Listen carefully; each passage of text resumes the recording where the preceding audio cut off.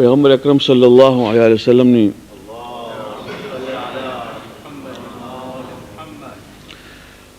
વફાત પછી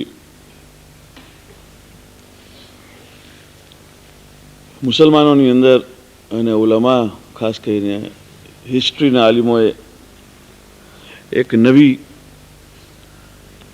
ટર્મિનોલોજી જેને કહ્યું, એક નવો ઇસ્તિલાહ એક શરૂ કર્યું કે જે આજ સુધી ચાલે છે. અને એની પછવાડે ઘણા કારણો,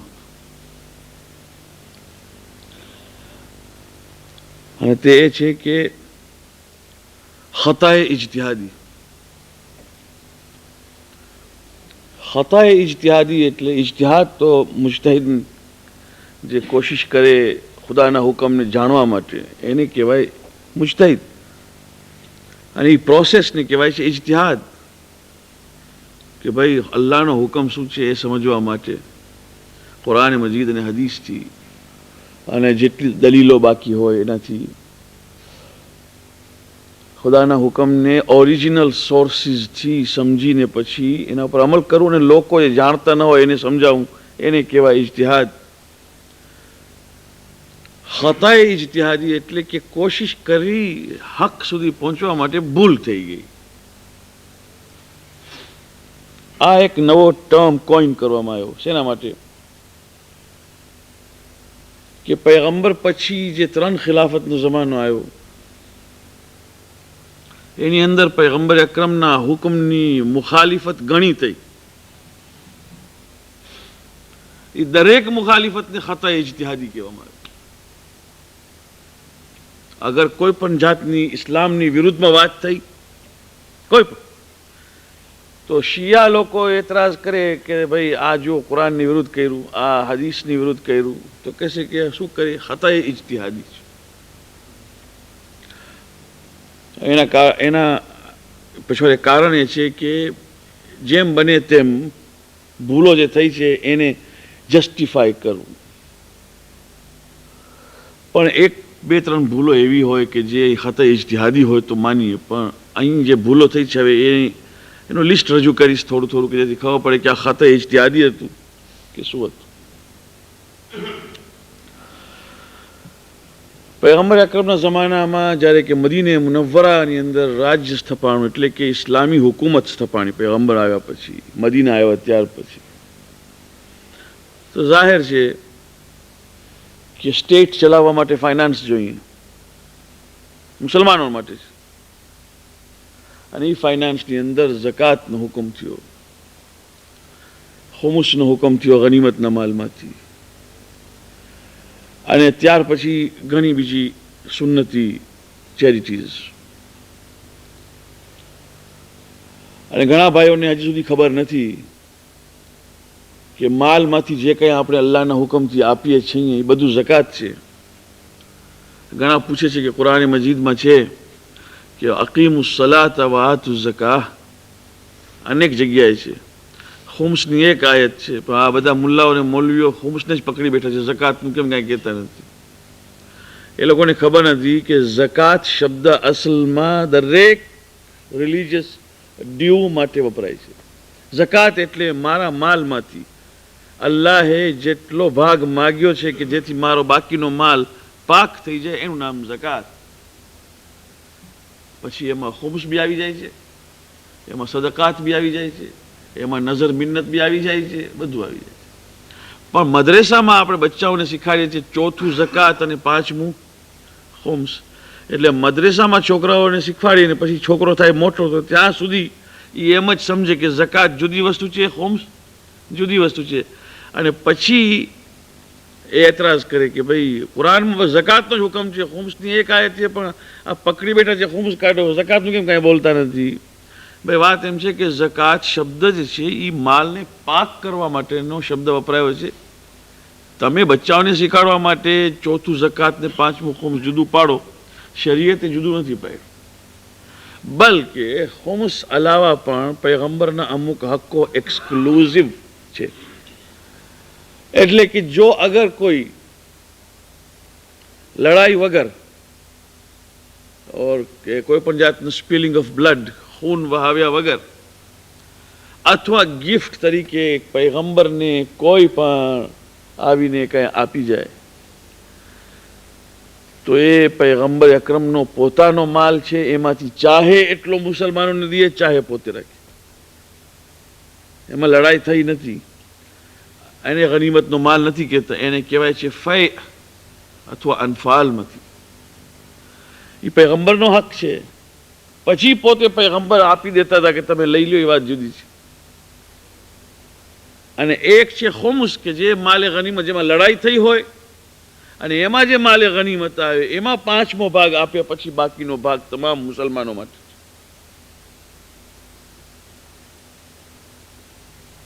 એટલે આ બધું ઝકાત. હવે જે મુનાફિકો હતા, એટલે કે જે પૈગંબરના જમાનામાં પોતાનું કુફર છુપાવતા હતા, એ જ મુનાફિકો હઝરત અબુ બકરના જમાનામાં બી હતા. પૈગંબરની આંખ બંધ થઈ એટલે આ લોકો બધાએ ઝકાત આપવાનું બંધ કર્યું. ઝકાત પૈગંબરના જમાનામાં આપતા હતા, બધું ખુમ્સ બી આપતા, બધું આપતા. પણ પૈગંબરની આંખ બંધ થઈ એટલે બધું બંધ કર્યું આ લોકોએ. એ કહેવાય જરૂર નથી.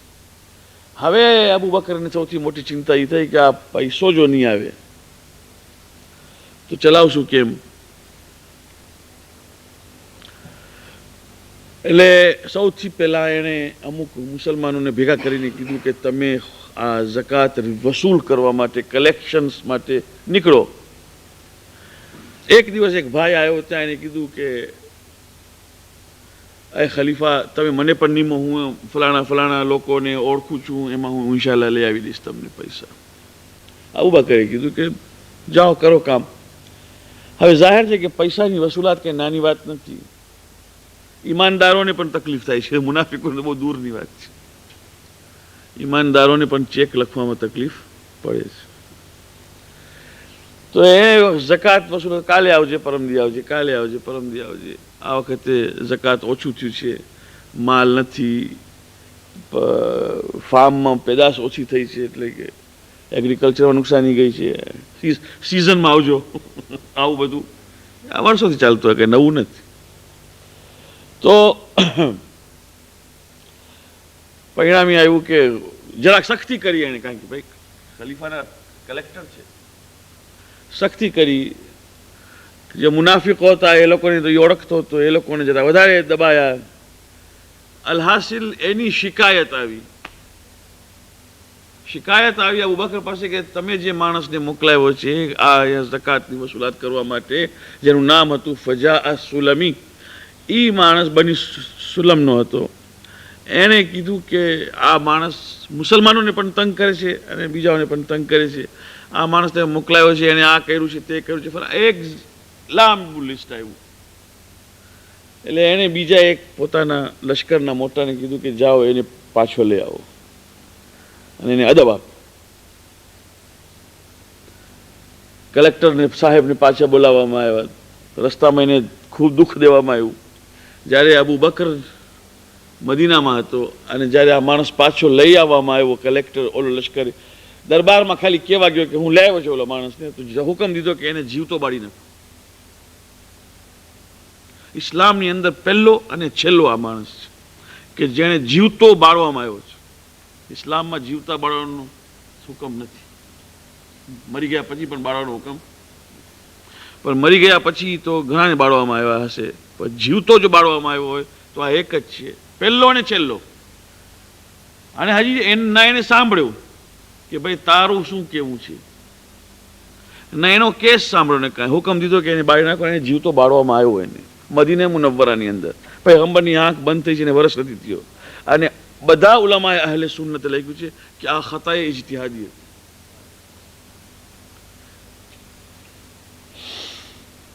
અબુ બકરનું ખતાએ ઇજ્તિહાદી હતું. કઈ જાતનું ઇજ્તિહાદ કરવામાં આવ્યું ખુદા બહેતર જાણે. માણસની જાન ચાલી ગઈ એટલી ખબર છે. એક બીજું, જનાબે ફાતિમા ઝહરા સલામુલ્લાહ અલૈહા હક જે ગયા વખતે હું કહી ગયો તે પ્રમાણે કે બધા ઉલમા મિંબર ઉપરથી ફક્ત ફિદક પકડીને બેઠા છે, પણ બીબી ફાતિમાએ 3 દાવા કર્યા છે અબુ બકરના કોર્ટમાં. એક નહીં, એક ફિદકનો કર્યો, બીજો પોતાના વારસાનો કર્યો, ત્રીજો હોમ્સનો કર્યો. ફિદક વારસો નહોતો, ફિદક તો ગિફ્ટ હતું. મેં તમને કીધું છે કેટલી વાર.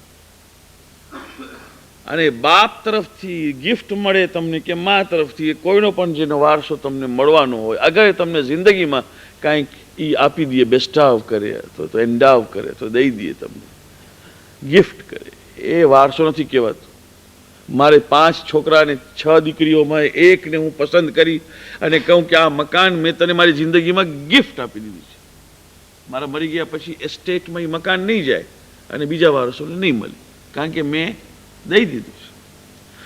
આ બીબી ફાતિમાની ગિફ્ટ હતું, એટલે વારસાનો સવાલ નહોતો. એટલે પહેલા ગવર્મેન્ટના કબજામાં જે ગિફ્ટ હતું એ ગિફ્ટ પાછી માંગી કે ભાઈ તમારા કબજામાં છે, તમે અમને દઈ દો. મૌલા ફરમાવે છે નહજુલ બલાગામાં કે અમારા હાથમાં હતું, અમારા હાથમાંથી ગવર્મેન્ટે છીન્યું.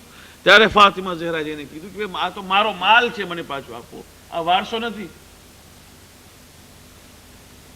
એક બીજું પછી વારસો માંગ્યો કે હવે જે મારા બાપ 7 વસ્તુ હતી પૈગંબર અકરમને જે ગિફ્ટ, જે મેં હમણાં કહ્યું ફય અને અનફાલ તરીકે મળી હતી, 7 જગ્યાઓ હતી કે જે પૈગંબર મૂકી ગયા હતા. અને એ બીબી ફાતિમાએ કીધું કે અમને આપી દો, વારસદાર હું એકલી છું, બીજો કોઈ વારસ નથી. ત્રીજી વસ્તુ કીધું કે જેટલું માલે ગનીમત આવ્યું હોય એમાં જે ખુદાવંદ કરીમે આલે મોહમ્મદનો ભાગ રાખ્યો છે ખુમસનો ઈ આપ હિસાબ. આ બધાનો જવાબ એક જ આપ્યો કે મેં રસૂલુલ્લાહને કહેતા સાંભળ્યું છે કે અમે પૈગંબરો જ્યારે મરી જઈએ છીએ તો જે કાંઈ મૂકી જઈએ છીએ એ મુસલમાનો માટે સદકો છે. તો બીબી ફાતિમાએ કીધું કોઈ બીજાએ સાંભળ્યું છે? કમાલની વાત તો એ છે કે બીબીને કહેવામાં આવ્યું હતું કે તમે સાક્ષીઓ લઈ આવો કે આ તમારું છે, પણ કોઈ અબુ બકરને પૂછ્યું નહીં કે આ હદીસ તમે જે બયાન કરી છે એનો સાક્ષી છે કોઈ. પણ જેટલાઓને પૂછવામાં આવ્યું બધાએ એમ ડોકું ધૂણાવી કીધું કે અમે કોઈએ સાંભળ્યું નથી. આજ સુધી 1410 હિજરી સુધી મુસલમાનોમાં સાબિત નથી કે આ હદીસ અબુ બકર સિવાય કોઈએ સાંભળ્યું હોય. બીબી ફાતિમાએ જવાબમાં કીધું તો પછી કુરાને મજીદમાં વવરિથા સુલૈમાન દાઉદા, જનાબે સુલૈમાન નબી હતા અને જનાબે દાઉદ પણ નબી હતા, અને સુલૈમાને દાઉદનો વારસો લીધો અને જનાબે ઝકરિયાએ જે દુઆ કરી હતી યરિથુની વ યરિથુ આલે યાકૂબ, મને એવી ઔલાદ દે કે જે મારો વારસો પણ લે અને આલે યાકૂબનો વારસો લે. કુરાનમાં છે, સૂરે મરિયમની અંદર છે. આ કયો વારસો હતો? પૈગંબરોનો. જો પૈગંબરોનો વારસો નથી હોતો અને બધો સદકો હોય છે. અને પછી કહ્યું કે એ અબુ બકર તારી દીકરી તારો વારસો લે અને પૈગંબરની દીકરી વારસો ન લે. જવાબમાં કીધું કે ફાતિમા એમાં કોઈ શક નથી કે મારા કરતા તારો બાપ બહેતર ને મારી દીકરી કરતા તું બહેતર, પણ હું શું કરું, પૈગંબરનો માલ સદકો છે. ના આપ્યું. બીબીમાંથી ઉઠ્યા, મદીને મુનવ્વરાની મસ્જિદમાં આવ્યા, ખુતબો આપ્યો, મુસલમાનો રડ્યા પણ માલ ન મળ્યો. અને એટલું જ કીધું બીબી ફાતિમાએ કે હું ફક્ત એટલા માટે ઊભી છું લડવા માટે કે આ શરીયત બદલવામાં આવે છે, બસ. ચાલો. અને સહી મુસ્લિમમાં છે, બુખારીમાં છે કે ત્યાંથી ઉઠ્યા પછી પાછું ફરીથી આ 2 ભાઈઓ સાથે અબુ બકર અને ઉમર સાથે બીબી ફાતિમાએ જિંદગીભર વાત નથી કરી અને 6 મહિના પછી તો વફાત પામ્યા અને વસિયત કરી કે અય અલી ઇબ્ન અબી તાલિબ આ 2 જણા મારા જનાઝામાં ના આવે, અને ના આવી શક્યા, બોલાવ્યા પણ નહીં. આનો જવાબ ખતા ઇજ્તિહાદી. ત્રીજું જે છેલ્લું બયાન કરું છું કે તે આજ ઝકાત કલેક્શન કરવા માટે મદીનાની બહારે માલિક ઇબ્ન નુવૈરાના કબીલા સુધી એક્સપેડિશન મોકલવામાં આવ્યું કે ઝકાત વસૂલ કરવામાં આવે. માલિક ઇબ્ન નુવૈરા ની ઘરવાળી જે હતી એ તે જમાનામાં મશહૂર હતી પોતાના રૂપ માટે, એટલે કે કબીલાની બહેતરીન, જેને કહો જમીલા તરીન, એટલે કે મોસ્ટ બ્યુટિફુલ લેડી તરીકે એની વાઇફ. અને ખાલિદ બિન વલીદની નજર માલિક બિન નુવૈરાની ઇજ્જત ઉપર અને એની નામૂસ ઉપર હતી. અને એણે ઘણી કોશિશો અગાઉ કરેલી કે મારે અહીંયા પરણવું છે, પણ એ પરણી શક્યો નહીં. માલિક બિન નુવૈરાની કબીલામાં જઈને ખાલિદ બિન વલીદને મોકલવામાં આવ્યું. ખાલિદે કીધું કે તમે લોકો મુનાફિકો છો, તમે લોકો આવા છો તેવા છો. પણ જ્યારે એ પહોંચ્યો ત્યારે આ લોકો નમાઝ પડી રહ્યા હતા. માલિક બિન નુવૈરાએ ઊભા થઈને કીધું કે એ ખાલિદ, અગર અમે ઇસ્લામ લાવ્યા ન હોત તો તું અમને નમાઝ પડતો જોતે. અમે આ નમાઝ જે પડી છે કોની પડી? રસૂલુલ્લાહની તાલીમ નથી. તું ક્યાં આવ્યો છો? આ મસ્જિદ નથી. તું કોઈને પણ પૂછ. છતાંય એણે માલિક બિન નુવૈરાને ગિરફ્તાર કર્યો ફક્ત એટલા જ માટે કે મરી જાય તો એની ઘરવાળી સાથે નિકાહ કરી શકીએ, તે પણ ઇદ્દા વફાતને ઇદ્દા ખોબર્યા વગર. જે દિવસે માલિકને કત્લ કર્યો એ જ દિવસે એની ઘરવાળી સાથે નિકાહ કર્યો, જે હરામ છે કે નહીં? આ ઇસ્લામી તારીખ છે. માલિક બિન નુવૈરા જ્યારે એનું ડોકું કાપવા માટે લઈ ગયો જલ્લાદ ને એની ઘરવાળી રડતી હતી, ત્યારે માલિક બિન નુવૈરાના શબ્દો આ છે કે મને કત્લ કરાવનાર મારી ઘરવાળી છે. એટલે એનો અર્થ એમ નહીં કે એની ઘરવાળી કત્લ, પણ મતલબમાં એનું જે રૂપ છે, એની જે આ ખૂબસૂરતી છે, એના કારણે આજે મને અમારું ગળું દેવું પડે છે. તો કેટલા ગુનાહ થયા? એક તો મુસલમાનને માર્યો, બીજું એની નામૂસ ઉપર, ઇજ્જત ઉપર હાથ રાખ્યો, ત્રીજું કે ઇલીગલ છે શાદી, કારણ કે હજી બાઈને ઈદ્દામાં બેસવું જોઈએ, એનો ધણી માર્યો. મજબૂરી, औरतને તમે મજબૂરન નિકાહમાં લઈ શકતા નથી, બાય ફોર્સ લઈ શકતા નથી. આ બધી વસ્તુઓ ભેગી થઈ ગઈ. ઉમરને ખબર પડી. ખૂબીની વાત તો એ છે, જેને કહીને આપણે ટર્ન ઓફ ઇવેન્ટ્સ. ઉમરને ખબર પડી તો એટલા ગરમ થયા સાહેબ કે મસ્જિદ નબવીથી બહાર નીકળી અને અબુ બકરને કીધું કે આ ખાલિદ બિન વલીદ જે પાછો આવે છે એને તો આપણે સંઘસાર કરવું જોઈએ. સંઘસાર એટલે સ્ટોન હિમ ટુ ડેથ, કારણ કે એણે શૌહરદાર औरत સાથે બદફેલી કરી. મર્દ શૌહરદાર औरत સાથે, કારણ કે એનો મર્દ હજી છે, ભલે મારી નાખ્યો છે પણ ઈદ્દા પૂરો થયો નથી. આને તો જાહેર બજાહેર ગુનો કર્યો છે. ઉપરાંત એને અબુ બકરે કીધું કે આપણે તો પહેલા સાંભળવું જોઈએ ને, પહેલા આપણે સાંભળવું જોઈએ. અને ખાલિદ બિન વલીદ જ્યારે આવ્યો તો એને વાત કરી તો કે વલ્લાહ મુનાફિક હતો, વલ્લાહ આમ હતો, વલ્લાહ તે. બધી વાત સાચી. ઉમરે કીધું કે મુનાફિક હતો, ચાલો માન્યું. પણ ઇસ્લામમાં હતો કે નહીં? તો કે હા મુનાફિક હતો, ભલે ઇસ્લામમાં હતો. એની ઘરવાળી સાથે તું કેમ નિકાહ કરી શકે? નિકાહ થાય જ કેમ? એનો જવાબ સાંભળી લ્યો. અબુ બકરે કીધું કે ખાલિદ બિન વલીદ ખુદાની તલવાર છે, સૈફુલ્લાહ જે કહેવાય છે ને આજ સુધી, અને જે તલવાર અલ્લાહે ઊંચી કરી હોય એને હું પાછી નિયામમાં નાખતો નથી, એટલે હું એને મારીશ નહીં. અને આ માલિક બિન નુવૈરાના કતલ પછી અને એની ઇજ્જત ઉપર તડાપ કર્યા પછી પણ ખાલિદ બિન વલીદને મૂકી દેવામાં આવ્યો, એક્વિટેડ વિધાઉટ એની ચાર્જ. અને આજ સુધી અહલે સુન્નતમાં સૈફુલ્લાહ કહેવાય છે. અને અહલે સુન્નતના ઉલામાને પૂછ્યું કે ખતાએ ઇજ્તિહાદી, અબુ બકરની ખતાએ ઇજ્તિહાદી થઈ ગઈ. આ ખતાએ ઇજ્તિહાદીમાં બધા માર્યા ગયા આપણે. કારણ કે અગર ખતાએ ઇજ્તિહાદી આ હોય કે જાહેર બજાહેર જુલમો થતા હોય અને તેમ છતાં બી આપણે કહીએ કે આ ખતાએ ઇજ્તિહાદી છે, તો પછી ઇજ્તિહાદનું બાકી શું રહ્યું? આ હિસાબે હઝરત અબુ બકરના જમાનાની ખિલાફતનું હજી તો આ શરૂઆત છે. 2-3 મેં ઇવેન્ટ્સ કયા છે તમને કે જે અહેલે સુન્નતની કિતાબોમાંથી પડું છું, શિયાની કિતાબમાંથી નહીં. શિયાની કિતાબમાંથી પડું તો આમ અગ્નિ નીકળે બારે, કારણ કે આપણે એમ લાગે કે આ આપણે હકીકત બી ફાતિમાના બારામાં જે વાતો થઈ છે એ આપણે સેન્ટિમેન્ટ્સની વાતો નહીં. સેન્ટિમેન્ટ્સ પછી પહેલા ફેક્ટ્સ છે કે જે એ લોકોએ પોતે લખ્યું છે ને એ લોકોએ જસ્ટિફાઈ કર્યું છે કે આ બધી વસ્તુઓ થઈ છે, એમાં શક નહીં. પણ તમને ભૂલી ગયા કે પહેલે દિવસે અબુ બકર જ્યારે મિંબર ઉપર બેઠો ત્યારે એણે કીધું કે હે લોકો, તમારો એક શૈતાન છે તો મારો પણ એક શૈતાન છે. અગર હું સીધી સાચી વાત કરું તો માની લેજો, અગર મારી વાત આડી લાગે તો નહીં માનતા, કારણ કે મારો શૈતાન છે. અને મને અકીલુની મને જરા કરેક્ટ કરજો, હંમેશા કરેક્ટ કરજો.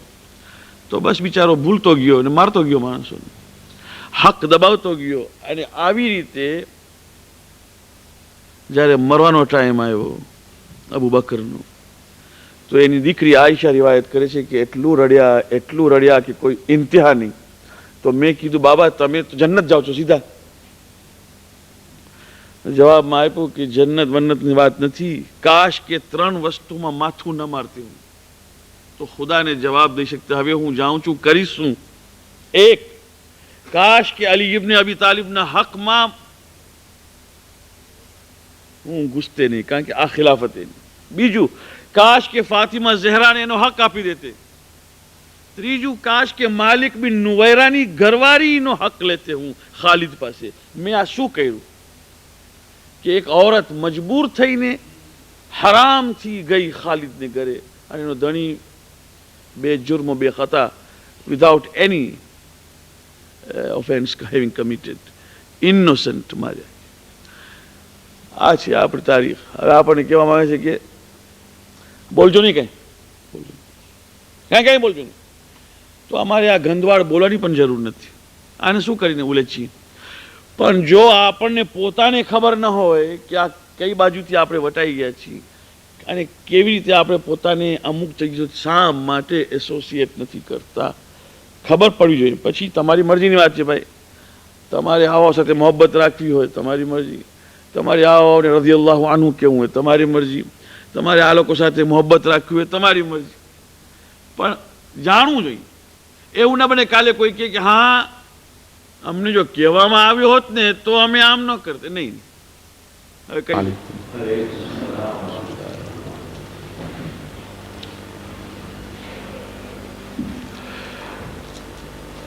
આજકાલના પ્રોબ્લેમ્સના હિસાબે અમુક મસાઇલ નવા પૂછવામાં આવે છે.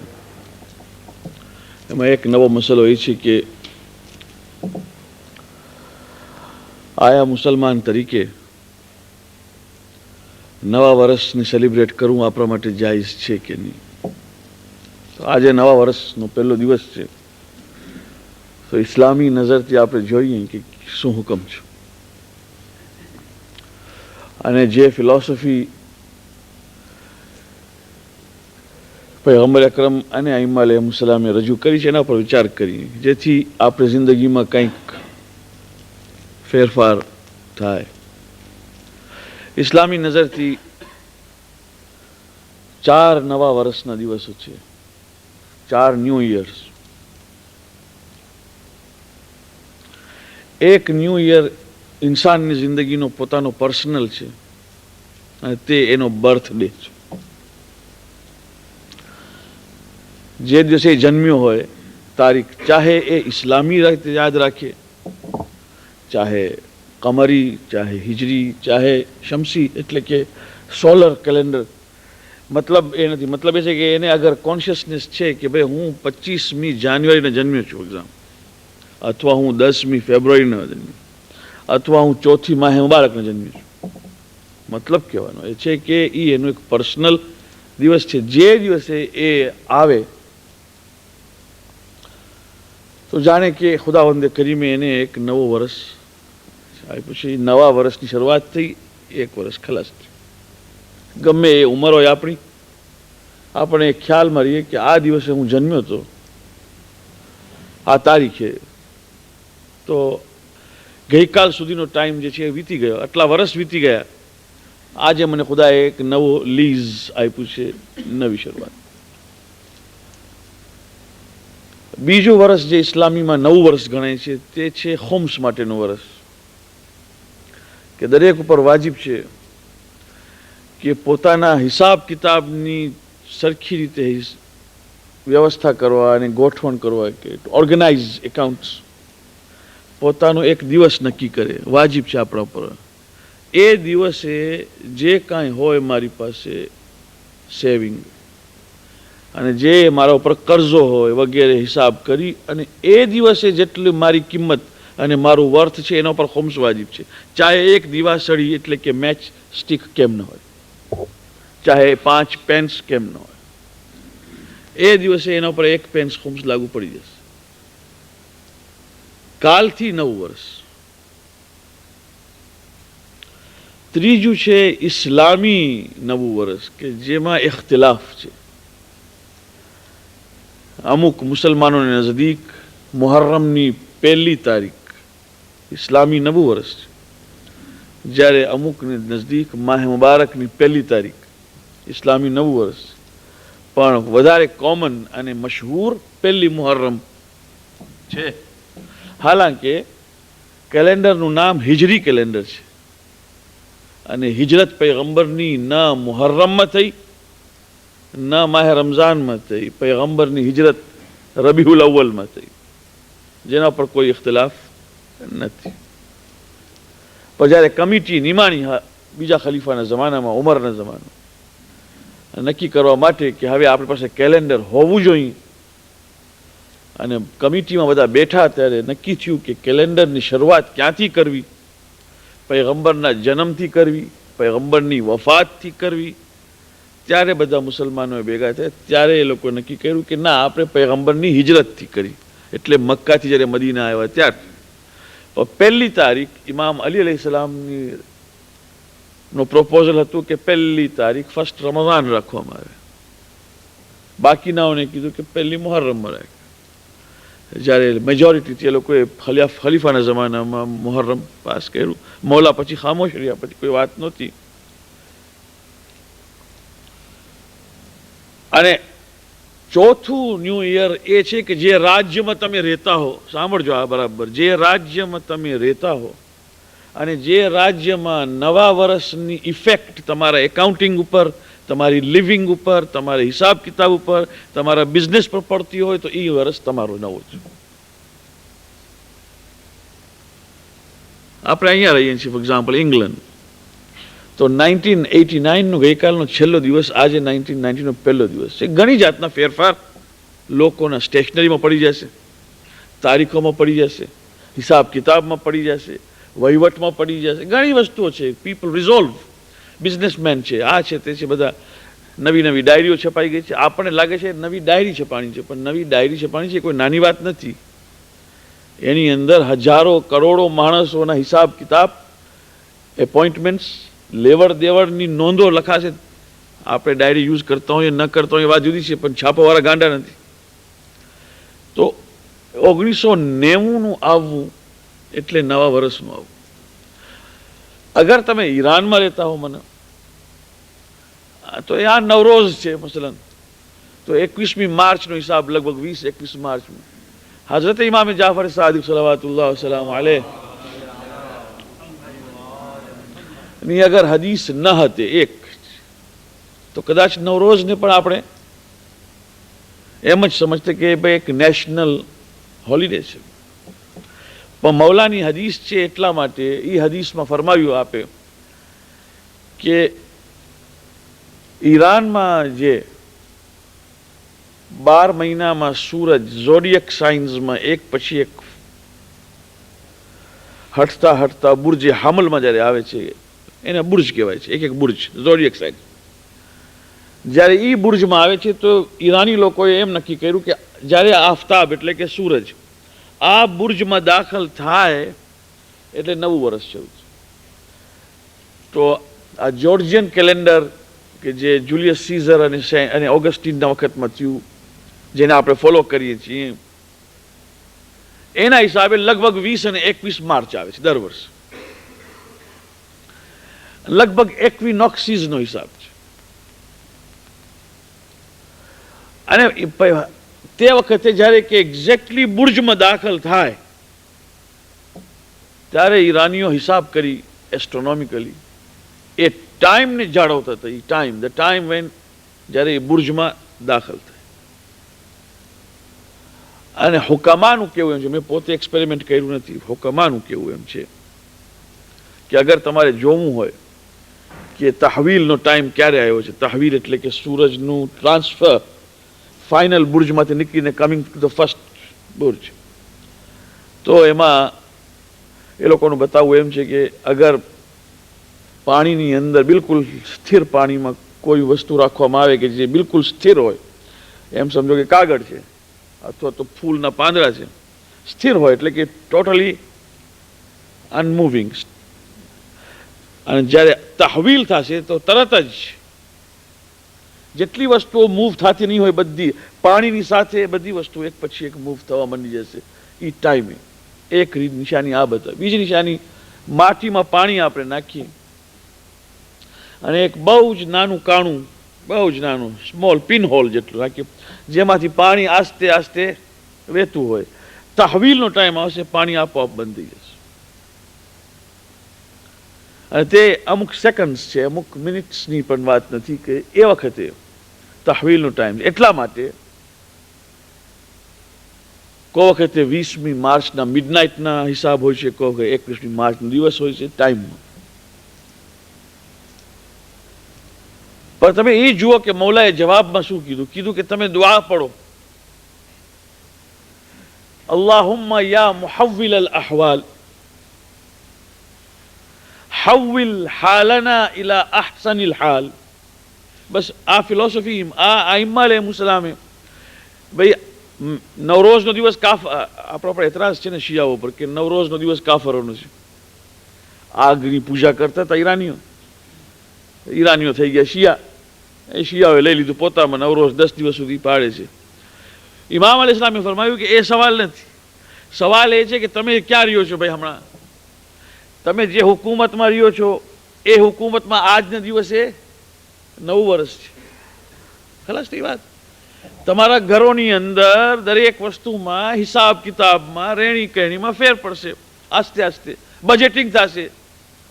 પણ મૌલાએ જે ફિલોસોફી આપી છે એ બધા ભૂલી ગયા કે આ દુઆનો અર્થ શું છે. ઘણા આવીને બસ બેસી જાય છે, એમાં 1000 વખત પડવાનું છે, બરાબર છે, 100 વખત પડવાનું. મુલ્લા સાહેબ આ માલ બતાવજો. આ માલ તો બતાવશું, પણ એનો અર્થ પણ જરાક સમજી લો. અલ્લાહુમ્મા યા મુહવ્વિલ અલ અહવાલ, હે પરવરદિગાર જે હાલતોને બદલે છે, હવ્વિલ હાલના ઇલા અહસનિલ હાલ, આ વર્ષમાં અમારી હાલતને સારામાં સારી હાલત બનાવજે. એનો અર્થ એમ થયો કે at the beginning of every new year there has got to be a new resolve. એક નવો ઠરાવ પોતાની જિંદગીને લગતો હોવો જોઈએ. સેલિબ્રેશનનો અર્થ એમ નથી કે વાજા વગાડીને નાચો, સમજાય કે નહીં? કારણ કે અગર બહુ ડીપલી વિચાર કરો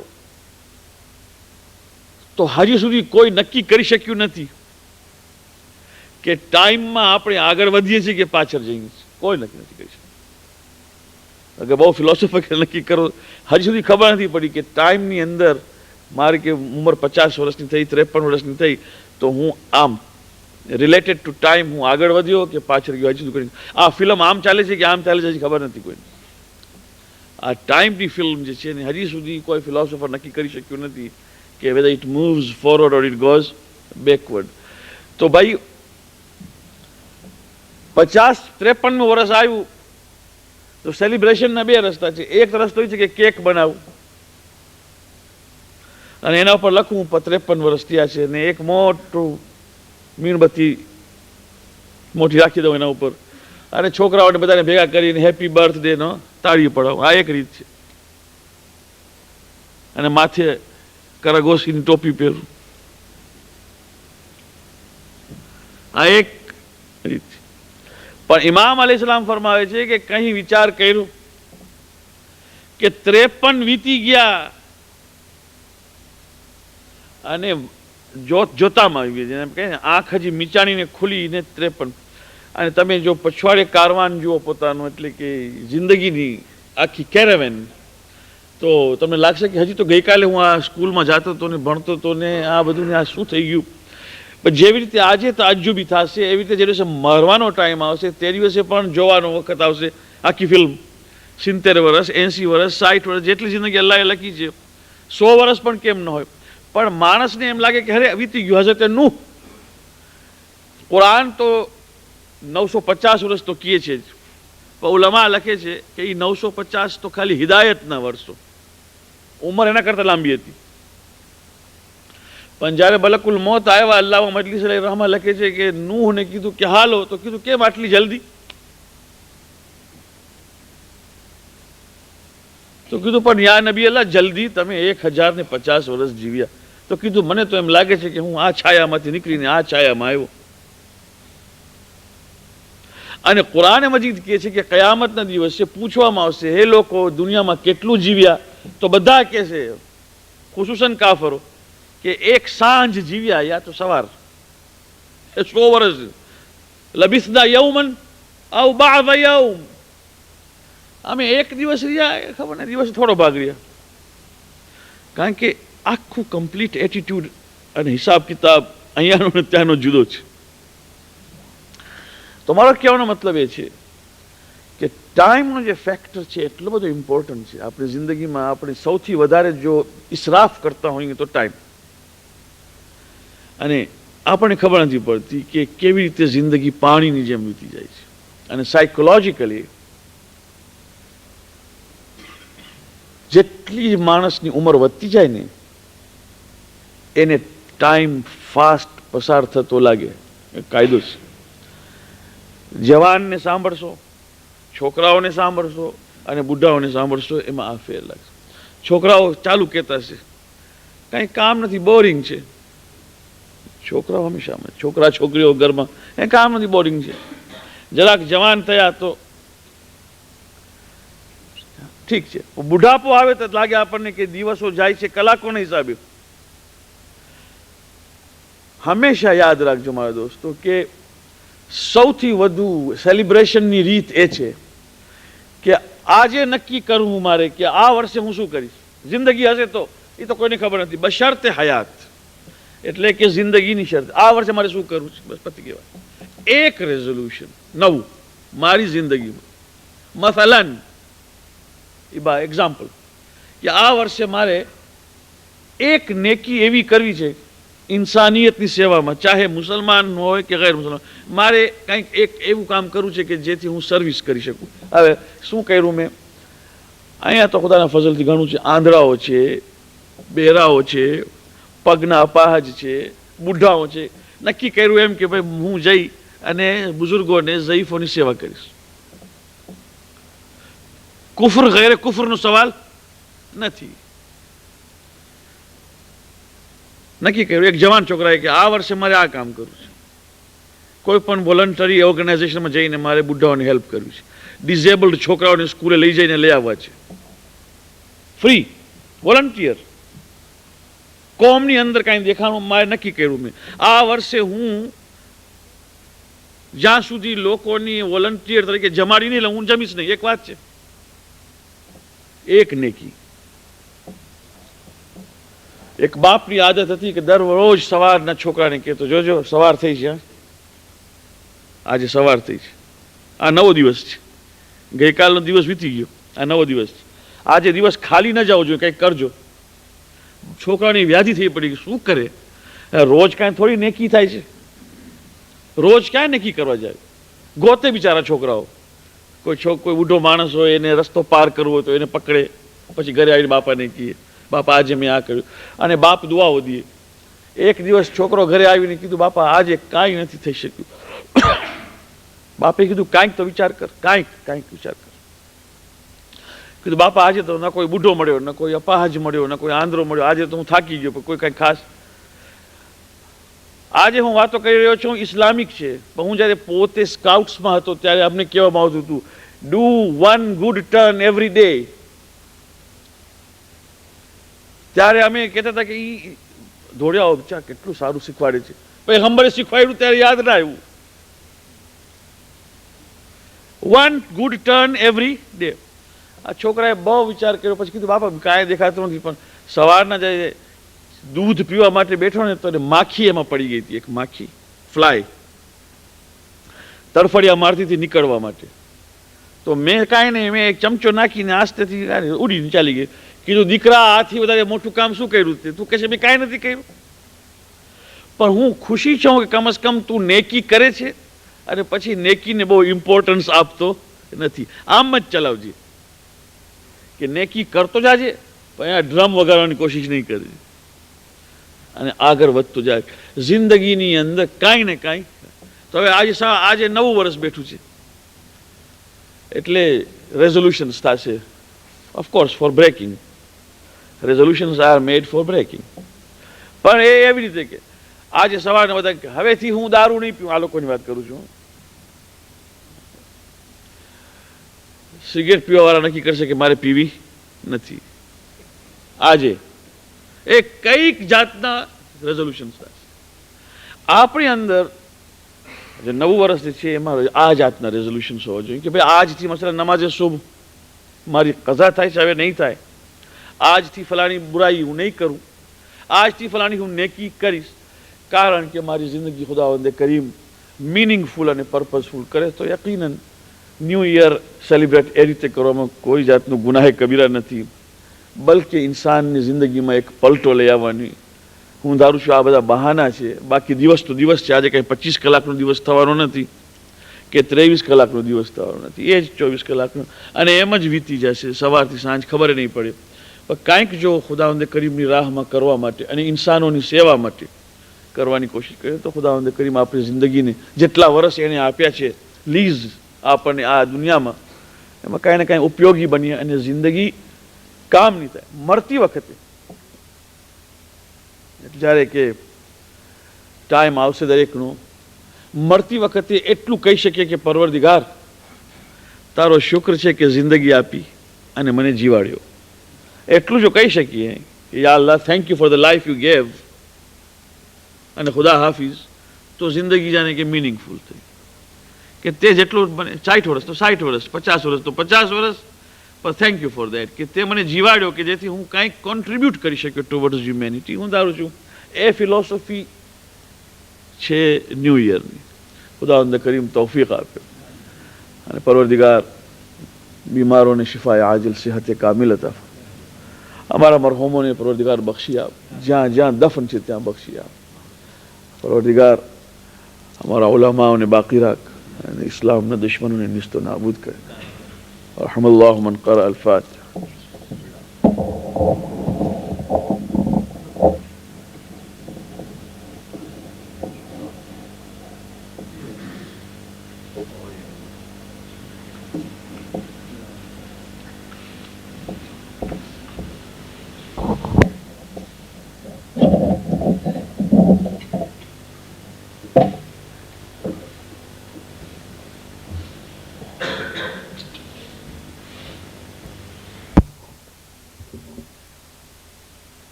أعوذ بالله السميع العليم من الشيطان اللعين الرجيم. بسم الله الرحمن الرحيم. ياسين والقرآن الحكيم إنك لمن المرسلين على صراط مستقيم. تنزيل العزيز الرحيم لتنذر قوما ما أنذر آباؤهم فهم غافلون. لقد حق القول على أكثرهم فهم لا يؤمنون. إنا جعلنا في أعناقهم أغلالا فإلى الأذقان فهم مقمحون. وجعلنا من بين أيديهم سدا ومن خلفهم سدا فأغشيناهم فهم لا يبصرون. وسواء عليهم أنذرتهم أم لم تنذرهم لا يؤمنون. إنما